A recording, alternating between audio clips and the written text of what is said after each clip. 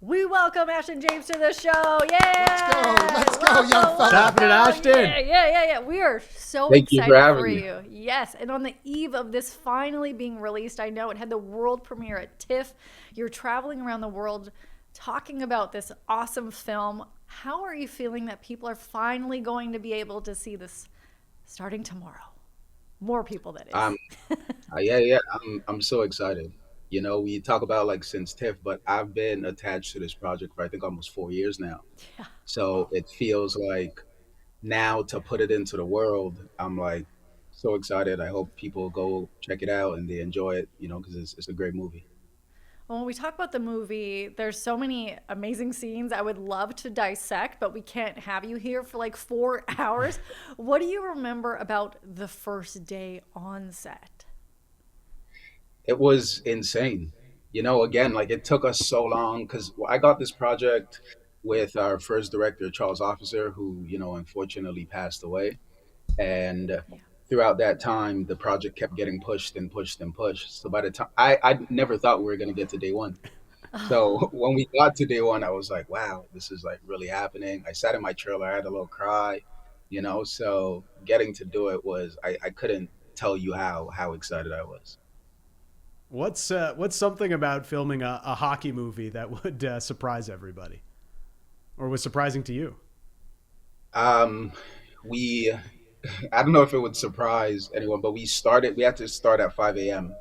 every single Oh, day, which means I have to That get up at like sucks. 3 a.m. That Yeah. because sucks. we were shooting at the Colts arena, the Barry Colts, and while yeah. we were filming, they were still in their season. So for us to get any adequate ice time, we would have to start at 5 a.m. We would go till I think 11 or 12. They would get on, they would practice, then they would get off, and then we would get back on. So you know, it was a rigorous schedule, but you know, it was fun. I know this is like it's a reimagined version of the 1986 cult classic, but through your process of building out the Dean Youngblood character that you are performing as, did you watch Rob Lowe's character? How did you go through your process? Yeah, it's interesting. I was talking about it earlier today. I was doing my callback for the project, and Charles Officer was like, "Yeah, because you know this is a remake," and I was like, "Yeah, of course." And I had no idea. I got absolutely no idea. So Oh, when I got off, I went to go find it, you know, and I watched it, and it's I mean it's such a film of the '80s, you know, it's like so different, you know. So I found I wasn't trying to like attach to anything, but I did. I watched it twice. I watched it that day, and then I watched it the day before we started to film, just so that if there was anything that subconsciously connected, because the heart of the film is still the same, so I didn't have to like do anything personally to connect to that. But I just wanted to make sure that old audiences can feel the love and that they would still have moments where they connected to the old story, but have a new experience so that they weren't like watching the exact same thing.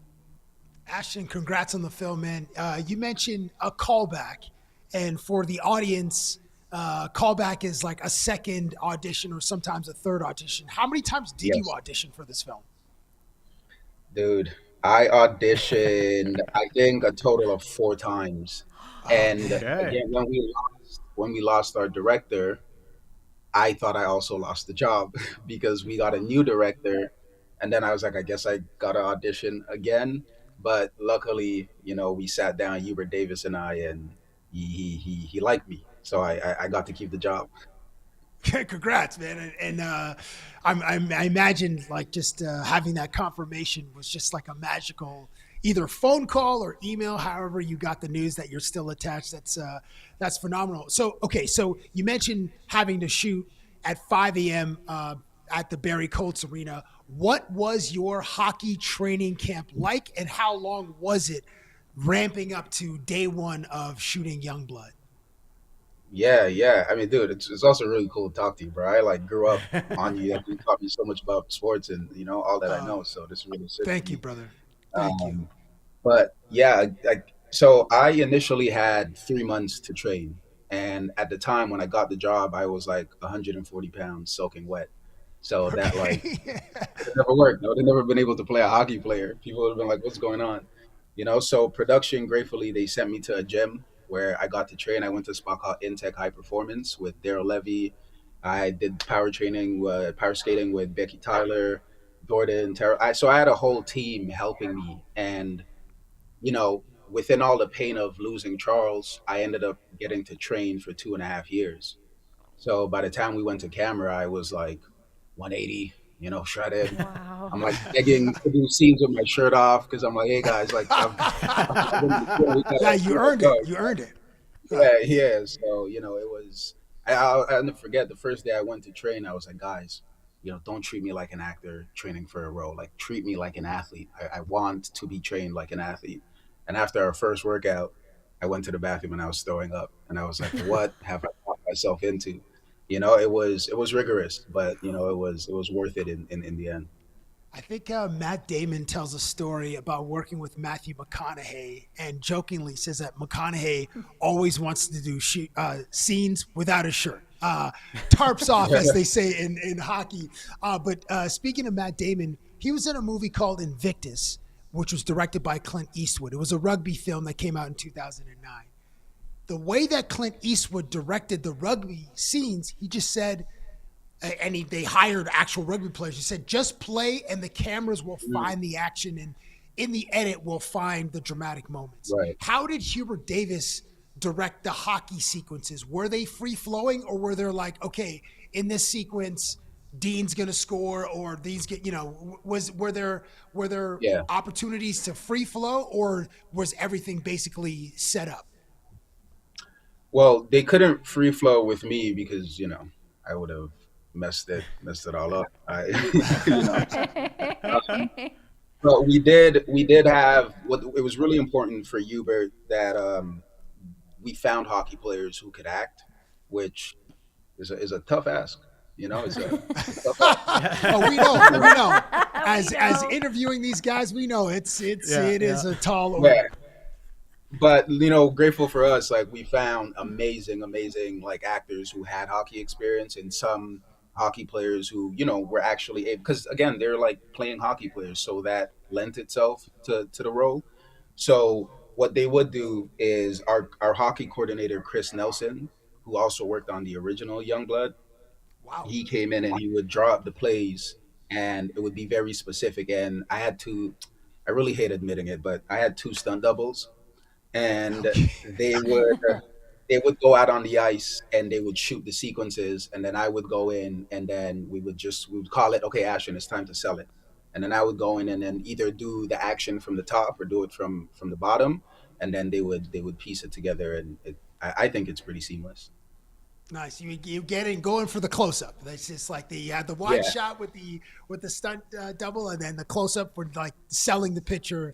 Yeah, but I will totally say I, understand. I was able to do some wide stuff because I trained for a long time, so there is a lot that I was able to do that was helpful because they didn't want to have to cut every 2 seconds. So we worked really hard, and I think it shows, man. I think the hockey sequences are like so epic, and on a big screen they feel so massive, and it's a really fun time. Awesome, man. I look forward to seeing it this weekend. Last question for me. As you've lived with this character for like 4 years and lived in this hockey world, what are the jerseys, or what is the first autographed jersey that you own or that you need to get now that this project will be shown to broad audiences, and now you're going to be in, like, you're the star of a hockey movie, and there are only, I don't know, what, 5 6, well, how many Mighty Ducks movies were there? 4? There's like 10. There's like Miracle, there's like 10 hockey films, and you have one of them. So okay, so the jersey's in your place, or the first one that you need to get is which one? I think I would say Connor Bedard, simply because Oh, okay. when Charles Officer and I were talking, he was that was his draft year, and he was building out the film in that same sense. And he's like he goes, so Connor Bedard is a generational talent. He's been sidelined for a year, and he's trying to get back on the radar. So he's like, this is that draft. So I remember that was the first time I really started like intentionally watching hockey, and this was during the World Juniors. And I remember Charles calling. He's like, "Have you been watching hockey?" And I'm like, "No," because I felt so embarrassed that every time I watched it, I'm like, "I'm never gonna be this good." So I just was Oh. like, I just was having a hard time watching it. But he's like, you need to watch it. So I started watching the World Juniors, and I remember because he had said Bedard would have been in Dean's draft class, I was like, hate watching, but he was so amazing. I put him 6 points of a game, and I'm like, ah, I guess he's good. So I think just for that through line, that would be one I'd love to get. But I'm also, a Toronto baby, so Matthews would be pretty sick. You Mm. know, all the greats. I think Connor McDavid would be pretty cool. I'm being selfish at this point, but Well, Bedard's a great one. Great place Yeah. to start, man. The kid has yeah, got a huge career ahead of him and so much potential to be one of the greats. yeah, One of yeah, the no doubt. greats, love it. One of the greats also, Blair Underwood, who plays your dad. And I know you've been asked a lot about what was it like working with him because he's such a legend. He's such an awesome human and a great actor. And I'm sure people will be like, what was it like being on set? But a lot of people don't know. Sure, the movie is done filming. You have to do so much press talking to people like us. You're doing red carpets and that. I Yeah, think you guys had to do some like crazy games. It was like light as a feather, stiff as a board during an interview. What was it like yeah. doing some of the press tour with him? It was like watching a master work.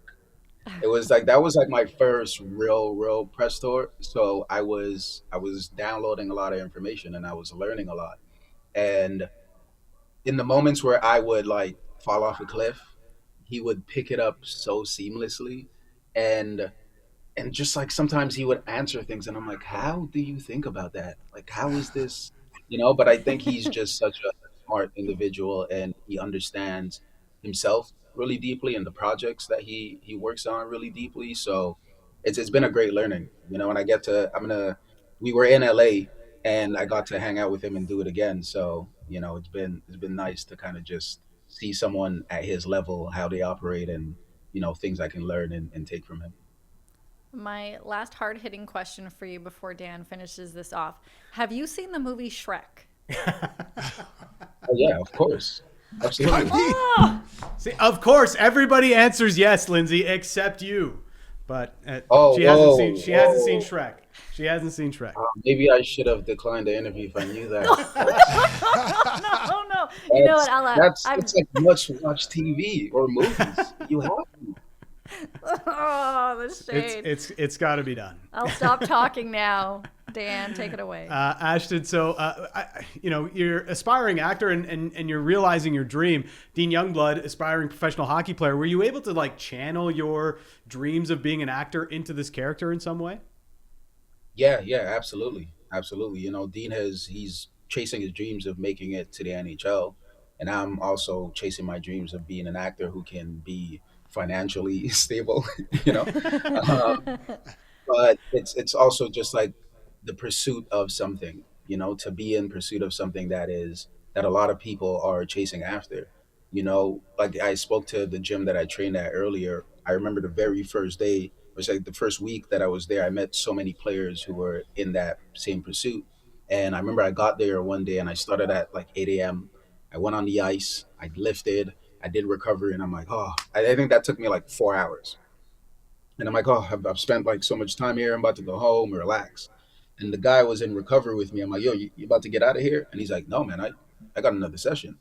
I'm like, what do you mean you got another session? He's like, yeah, I'm about to go skate. I'm about to lift again. And I'm like, why? And he's like, I'm trying to make it to the pros, bro. And I was like, oh, yeah, this is a different level of pursuit, So that really helped me kind of tone in even more, which then, translated into my daily life. So it was a great connection. And hockey's having like a year right now, right? Like Heated Rivalry is maybe one of the Yeah, biggest yeah, shows yeah. on the planet over the last year. I mean, how does Youngblood kind of fit into the interest of people that are really taking to hockey stories in film and television? Yeah, man, Heat of Rivalry is great. It's so like lovely to see, especially Canadian, projects cut through like that in a way that takes over the world, and then we can go, oh yeah, we have the ability to make things that work.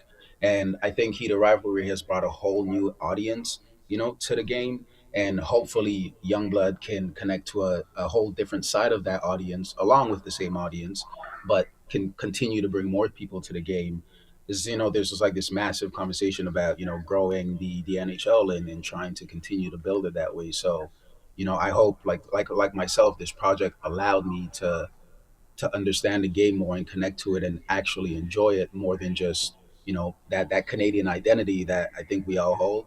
So hopefully we can continue to just bring new people in through entertainment, and then they can, continue that path through, watching the NHL.